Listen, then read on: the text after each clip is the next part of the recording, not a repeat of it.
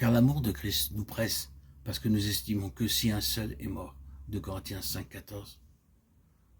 Allons maintenant à la deuxième épître aux Corinthiens pour y trouver un message en contraste direct avec celui que nous lisons dans le livre d'Ézéchiel, au chapitre 8. Le Seigneur a projeté sa lumière, nous faisant descendre à la place où nous ne pouvons que crier « Je suis trop peu de choses, je me condamne ». Job 39, 37, 42, 6. À présent, il va projeter sa lumière sur la vie qu'il désire, que nous vivions, sur sa source et son issue. Nous voyons dans 2 Corinthiens 5, 14 le mobile puissant de la nouvelle vie. L'amour de Christ nous presse. Dans le grec original, le mot traduit dans nos Bibles par presse suggère un torrent débordant, s'éberge et brisant toute barrière devant lui. Ceci est l'opposé de l'image que nous avons vue du moi étriqué et égoïste, pleurant sur lui-même et faisant de lui le pivot de la vie. Il est clair dans ce passage que ce n'est pas notre amour pour Christ, mais l'amour même de Christ qui nous presse. L'amour qui a été dans le cœur de Dieu, quand Dieu a tant aimé le monde qu'il a donné son Fils unique. Jean 3, 16. Sans Jésus, comment devait être le ciel?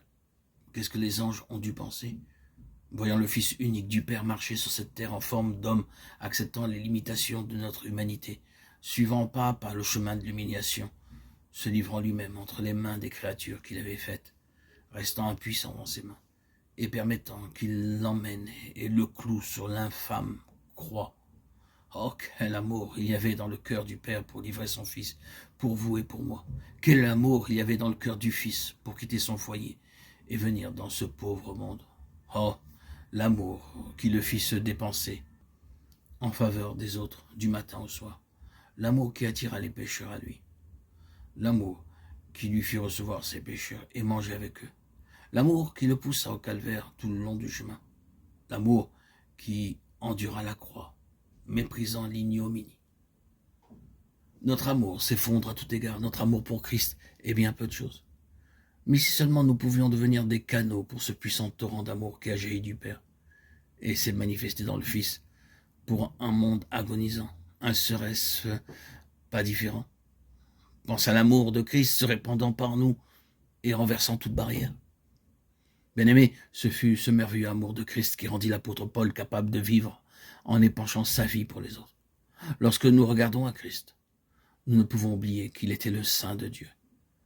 Mais quand nous pensons à l'apôtre Paul, lui qui s'appelait le premier des pécheurs, nous voyons comment l'amour de Christ peut donner pouvoir, même au premier des pécheurs. Il est impossible de susciter en nous cet amour. Nous pouvons dire combien méchants nous sommes, confesser que nous avons horreur de nous-mêmes et néanmoins rester aussi égoïstes qu'avant. Comment cette vie nouvelle va-t-elle devenir réelle en nous? Sans Jésus, vous ne pourriez connaître cet amour qui n'est pas charnel ni passionnel, mais divin.